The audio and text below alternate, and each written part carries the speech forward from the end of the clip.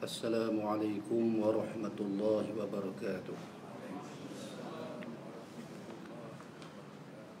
A'udzu billahi minasyaitonir rajim. Bismillahirrahmanirrahim. Alhamdulillahi rabbil alamin. Wassalatu wassalamu ala asyrafil anbiya'i wal mursalin. Sayyidina wa maulana Muhammadin wa ala alihi wa sahbihi ajma'in. Rabbi shrah li sadri wa yassir li amri wa hlul 'uqdatan min lisani yafqahu qawli. Allahumma salli wa sallim wa barik ala sayyidina Muhammadin al-fatihi lima ughliq wal khatimi lima sabaq. ناصر الحق بالحق والهادي إلى صراطك المستقيم وعلى آله وصحبه حق قدره ومقدار العظيم. سبحانك لا علم لنا إلا ما علمتنا إنك أنت العليم الحكيم. اللهم علمنا ما جهلنا وانفعنا بما علمتنا واجعلنا من المخلصين واجعلنا من الصادقين واجعلنا من الأهل اليقين واجعلنا من الأصحاب اليمين واجعلنا من الذين يستمعون قولا فيتبعون أحسنه برحمتك يا أرحم الراحمين. ولا حول ولا قوة إلا بالله العلي العظيم. وصلى الله على سيدنا محمد وعلى آله وصحبه أجمعين والحمد لله رب العالمين. أما بعد. Alhamdulillah, syukur kehadrat Allah Subhanahu wa ta'ala kerana telah menyampaikan kita dan meletakkan kita pada ketika ini di dalam perhimpunan, satu perkara kebaikan yang kita dirikan dan kita laksanakan pada malam yang ketiga daripada Ramadan, yaitu perhimpunan sembahyang sunat tarawih yang mana telah disyariatkan kepada kita pada bulan ini.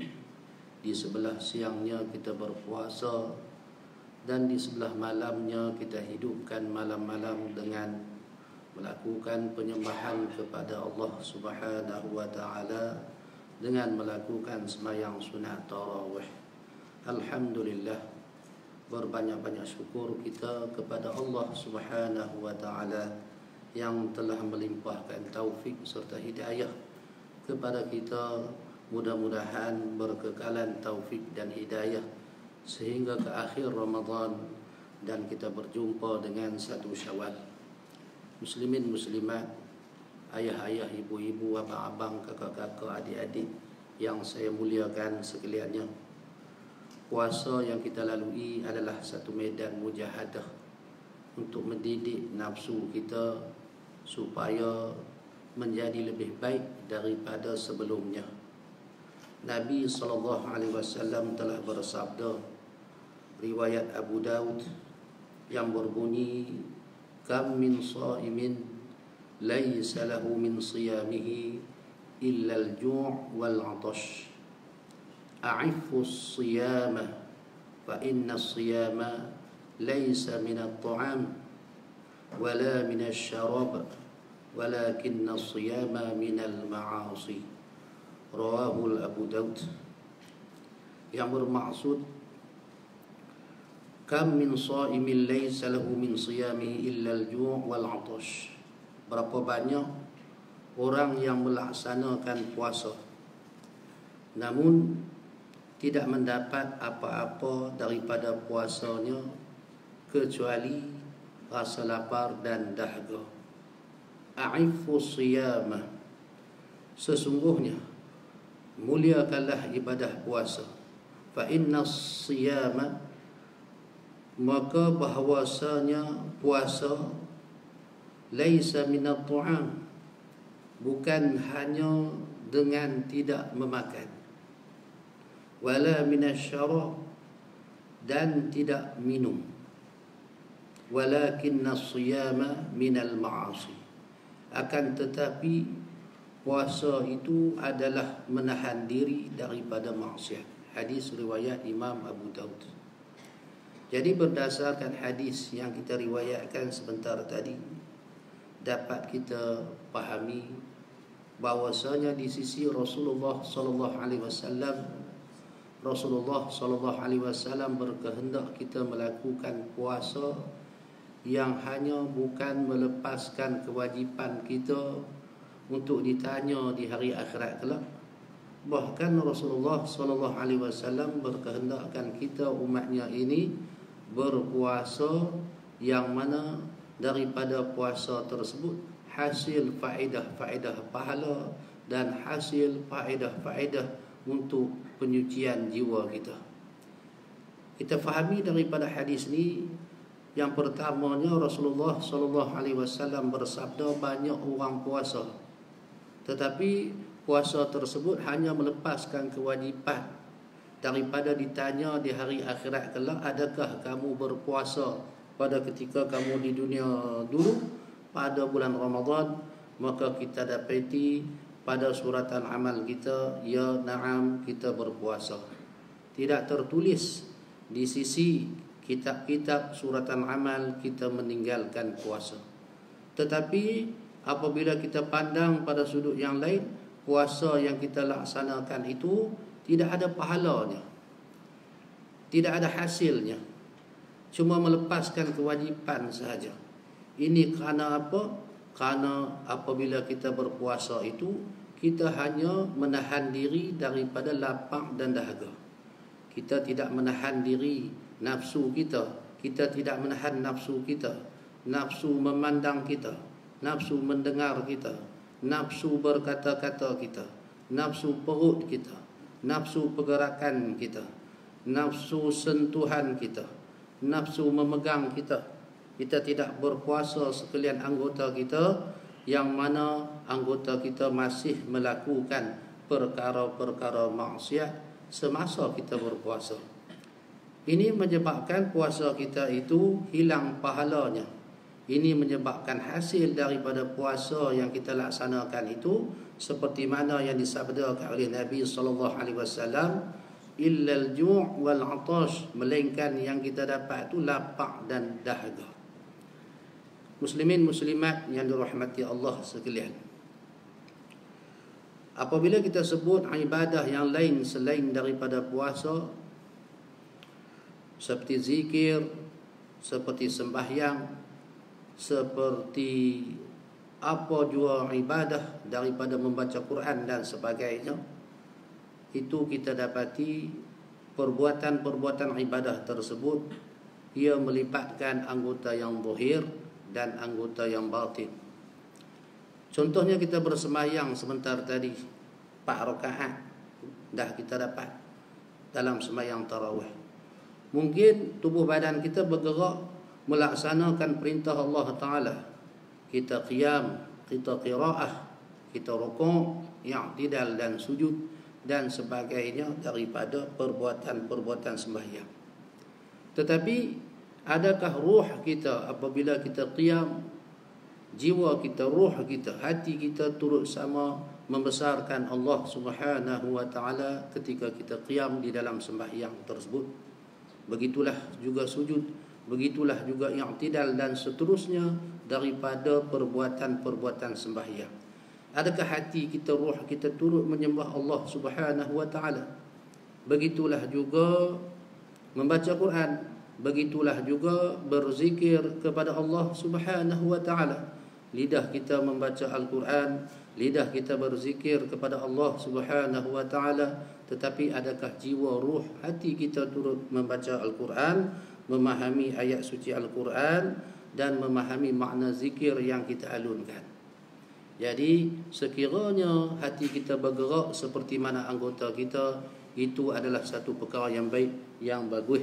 Saya duk perhati jam tak ada. Saya lagi terlajak sampai 10.30 ni tuan-tuan. Tajuk panjang. Ada? Mana? Okey, angkat tangan ha. Masuk waktu angkat tangan, tak apa, ada yang set ni kita tengok. Tu. Semalam terlajak dah. Baik. No? Adakah ruh kita bergerak dengan ibadah kita? Itu persoalannya. Kalau bergerak sekali, melakukan ibadah sekali, alhamdulillah. Tetapi puasa ni lain. Apabila kita tak makan, apabila kita tak minum, kita duduk dalam keadaan puasa, adakah hidung kita yang berpuasa? Adakah telinga kita yang merasai kelaparan? Adakah orang tahu kita puasa ke tak? Itu mengisyaratkan bahawasanya puasa ini amalan yang batin. Di sisi sebahagian ulama, kebanyakan ulama menyatakan puasa ini adalah amalan yang batin, iaitu amalan yang kena betul-betul kepada roh kita. Yang lapang tu apa? Roh kita. Yang berasa dahaga tu apa? Roh kita. Yang berasa teringin nak makan tu apa? Roh kita. Itu maksudnya puasa ini medan menyucikan jiwa kita, medan melakukan mujahadah, melawan hawa nafsu, melawan hawa nafsu dan menyucikan nafsu. Jadi kita kena tambah sikit lagi dalam bulan Ramadan. Karena apa? Karena hati ini dia satu benda yang unik. Hati ini dia sesuatu benda yang istimewa. Hati ini kalau kita biar dia mengikut hawa nafsu, maka dia akan makin gelap, makin gelap, makin gelap. Hati ini kalau kita biarkan dia menurut hawa nafsu, dia akan menderhakai Allah Subhanahu wa ta'ala. Cuba kita tengok masalah hati kita dalam satu perkara. Cuba kita buat perbandingan. Sunat hukumnya, kalau kita nak masuk kepada tempat-tempat yang baik, kita dahulukan kaki kanan. Macam surau ni, tempat kita ibadah, tempat kita mengaji, dia tempat yang baik. Jadi hukumnya nak masuk ke sini, kita langkah kiri kanan, kita dapat pahala sunat. Pahala sunat yang kita dapat tu kita adukan, kita bandingkan dengan kereta Mercedes-Benz 100 biji AMG Sport. Yang mana lebih mahal, yang mana lebih berharga di sisi hati kita. Langkah kiri kanan masuk ke sini ni, kita bandingkan dengan rumah kita, dengan pekerjaan kita, dengan pencen kita. Yang mana lebih mahal harganya di sisi kita, pahala sunat langkah kiri kanan dengan sekalian harta benda tu. Jawab betul-betul dalam hati. Asal kita. Langkah kiri kanan masuk ke sini dengan Petronas, sebuah syarikat gergasi dalam negara kita satu ketika dulu dan mungkin sekarang. Yang mana lebih mahal harganya? Sunat langkah kiri kanan ke ataupun syarikat? Langkah kiri kanan masuk ke sini dengan 7 petala langit dan 7 petala bumi dan segala isi dalam langit bumi ini, yang mana lebih mahal? Antara pahala langkah kiri kanan masuk ke sini dengan sekalian perkara tu di hati kita. Kalaulah kita nampak sekalian perkara nu lebih mahal, maksudnya kita ahli dunia. Kita bukan orang yang cintakan pahala. Pada hakikatnya pahala tu lebih besar daripada dunia dan segala isinya. Kemudian tes nafsu kita yang kedua. Di antara kita memberi sesuatu yang keluar daripada kita, daripada kewangan, daripada tenaga, daripada pemikiran yang kita infak, yang kita berikan kepada agama kita, dengan sesuatu yang datang kepada kita, yang kita dapat daripada duit ringgit, daripada pangkat kemasyhuran datang kepada kita. Yang mana hati kita lebih suka? Adakah hati kita lebih suka memberi? Adakah hati kita lebih suka menolong? Adakah hati kita lebih suka berkhidmat kepada agama kita? Ataupun kita suka segala perkara daripada benda-benda dunia datang kepada kita, kita dapat? Kalaulah hati kita lebih suka memberi, menolong, menginfakkan kepada agama kita, kita ahli akhirat. Nafsu kita nafsu akhirat. Dan kalaulah kita lebih suka menerima, kalau beri kita tak suka.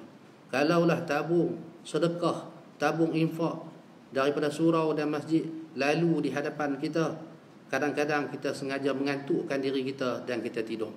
Apabila tabung tu berlalu, barulah kita sedang kita jaga. Adapun kita nak sedekah sedikit di dalam tabung masjid kita, oleh kerana duit bertimbun-timbun dalam poket atas ni, kita pegang, kita cabut satu, tengok-tengok RM50, kita tekan masuk balik. Tarik pula RM20, dia tak turun lagi, dia tekan masuk balik. RM10 tekan, RM5 lah tinggal hak RM1. Hak RM1 pun keluar 5 keping, tolak lagi 4, cabut satu saja buku. Kita ahli dunia. Jadi nak bersih itu dengan mujahadah di bulan puasa, pelihara mata kita jangan tengok benda-benda haram, dan sekalian perkara jangan kita masukkan maksiat ke dalam hati kita melalui panca indera kita. Barulah puasa kita itu tidak hanya lapar dan dahaga. Kemudian Rasulullah menerangkan takrif puasa sedikit lagi, iaitu fa inna siyama laysa min at-ta'am. Puasa ni bukan hanya sekadar menahan makan, tetapi mestilah menahan nafsu dari segala kehendak-kehendak duniawi dan kehendak-kehendak nafsu kita. Wala minasyarab, bukan hanya menahan minum, tetapi hendaklah puasa ini juga kita tahan daripada kesenangan dunia dengan melakukan mujahadah supaya nafsu-nafsu kita terpelihara. Walakinna siyam minal ma'asi, tetapi puasa ini adalah menahan diri daripada melakukan maksiat. Jadi muslimin muslimat yang dirahmati Allah, tajuk ni kalau huraian dia cukup panjang, tapi hanya sekadar tu sajalah dalam masa yang terhad dengan SOP lagi. Mudah-mudahan memberi manfaat kepada kita sekalian dan dapat tingkatkan puasa kita daripada martabat orang yang awam kepada martabat orang yang khuwas.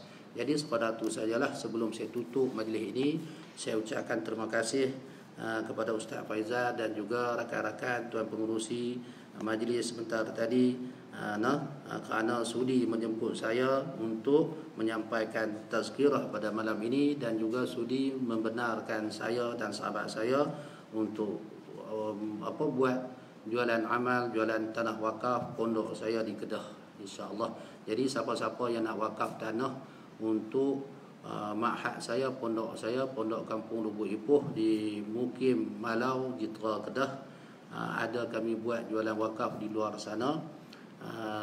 Tuan-tuan kalau nak beli sekaki, kita orang jual RM10 sahaja, RM10 sahaja kalau tuan-tuan nak berwakaf, yang mana pahala wakaf ni dia kekal sehinggalah tamat riwayat kita ataupun meninggal dunia, pahalanya masih sampai kepada kita sehinggalah hari kiamat. Besar sungguh amal ibadat wakaf ni, terutama kita wakafkan pada bulan Ramadan ni, pahalanya berlipat kali ganda insya-Allah taala. Jadi jangan lepaskan peluang malam ni. Di samping tuan-tuan membantu kami, tuan-tuan juga dapat hasil yang lumayan di hari akhirat kelak. Ingat hak yang saya pesan tadi, hak yang masuk kat kita dengan hak yang keluar daripada kita, yang mana lebih kita suka. Jadi cubaan, ujian telah datang pada tuan-tuan dengan jualan tanah wakaf. Buktikan bahawa apa yang saya sampaikan malam ni masuk ke dalam hati tuan-tuan. Habis buang apa yang ada dalam poket itu, insya-Allah taala dapat keberkatan di dunia dan juga di hari akhirat. Wabillahi taufiq wal hidayah. Assalamualaikum warahmatullahi wabarakatuh.